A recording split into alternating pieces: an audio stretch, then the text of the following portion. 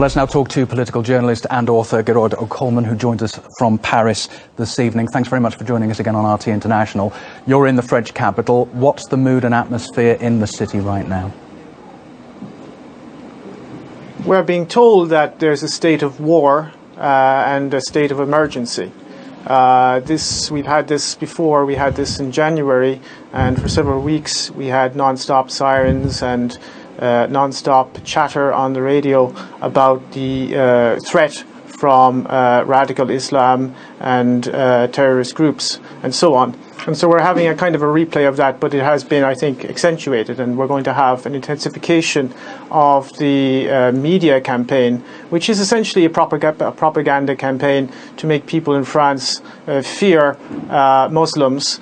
We need to be clear about the origin of the war on terror. The war on terror is, I quote, orchestrated from abroad. These are the words François Hollande used to describe this terrorist attack. Well, the attacks that have been continuing to destroy Syria, to massacre its population, have also been orchestrated from abroad.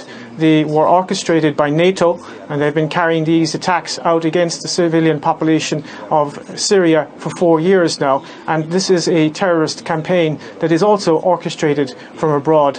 And people in Europe need to understand that there is a war that is becoming global, that is being waged against civilian populations in particular. It is a form of neo-imperialism and neo-colonialism which aims to divide and conquer European and Middle Eastern and African and the world's population, for that matter, and to make them submit to a global order that does not serve the interests of most of the people on this planet, but that does serve the interests of a very few ruling elite, a very small, tiny, and particularly tyrannical ruling elite.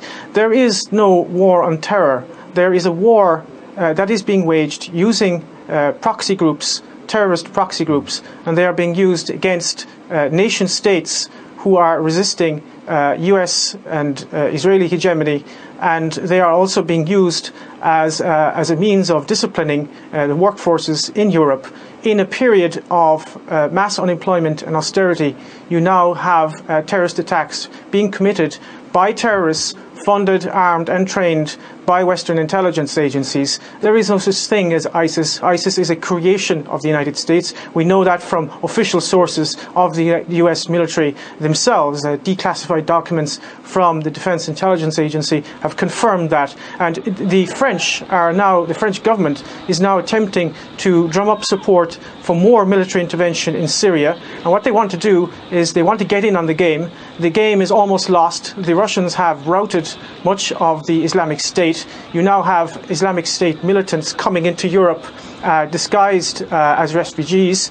That will destabilize Central Europe, and the French government wants to get in on the game in Syria and prop up those so-called moderate rebels. There are no moderate rebels, of course, in Syria. There are Al-Qaeda and ISIS militants, terrorists who have been beheading people, eviscerating people, absolutely creating chaos and genocide right across the region, and this does not serve the Syrian people or anyone other than the Western corporate elites and their geopolitical interests. What do you expect France to do now in the light not only of Friday's terrorism, but 10 months on from Charlie Hebdo? It's not going to ease up on what it's doing, is it?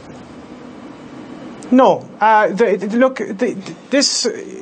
Much depends on how the French public will react. We are being bombarded now with a media propaganda campaign. There's this non-stop talk where we're told not to go out in the street. We're supposed to be fearful and keep quiet and so on. I think there is going to be a campaign against dissidents in France. They're very worried about the new media that has emerged in recent years, and they are very worried about the alternative media.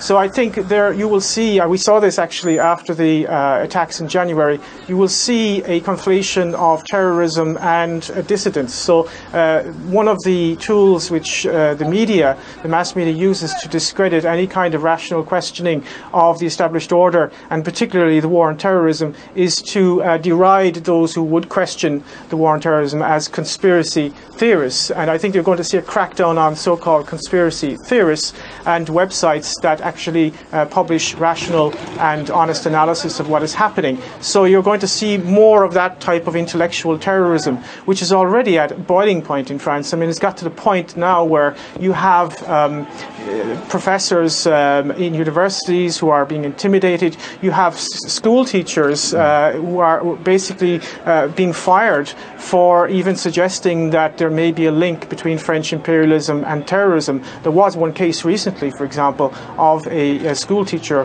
who almost lost his job when he suggested there might be a link between French foreign policy and terrorism. So we are going through a period of deep intellectual terrorism.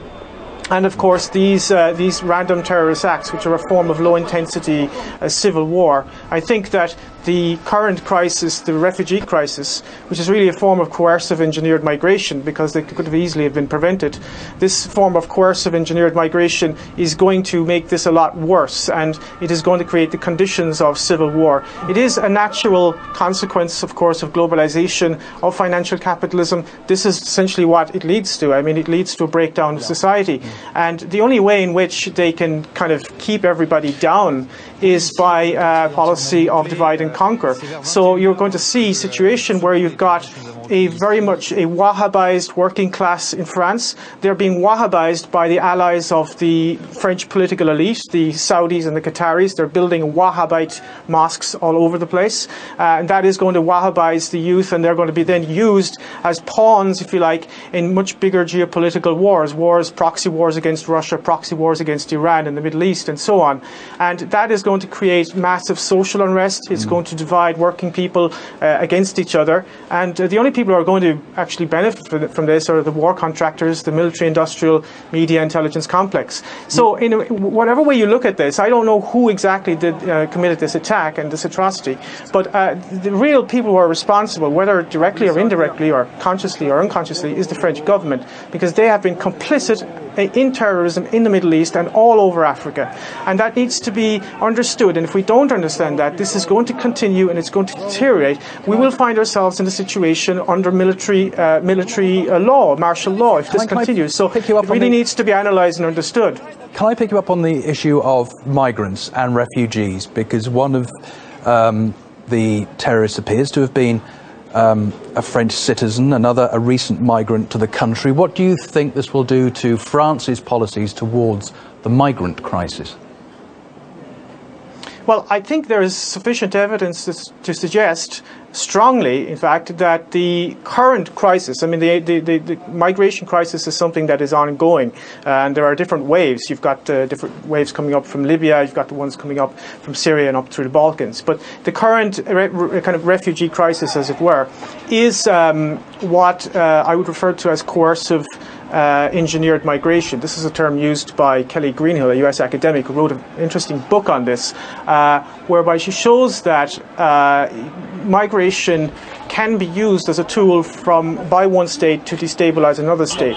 In this case, it's definitely being used by the United States and Turkey to destabilize the Balkans, Mitteleuropa, which would be Hungary, and of course Germany. And the geostrategic reasons of this are basically go back to classical geopolitics, which is Halford Mackinder's theory of the world, of dividing the world island. That is to say, you divide the Eurasian Peninsula from the Baltic Sea to the Black Sea. You create an intermarium there so that you prevent German and Russian unity, and that is why Germany essentially is being kind of overrun with people who are themselves victims of globalization, but they are now being instrumentalized and used as weapons of globalization. And this is one of the key contemporary strategies of US imperialism. You use the consequences of globalization as further tools to further globalization.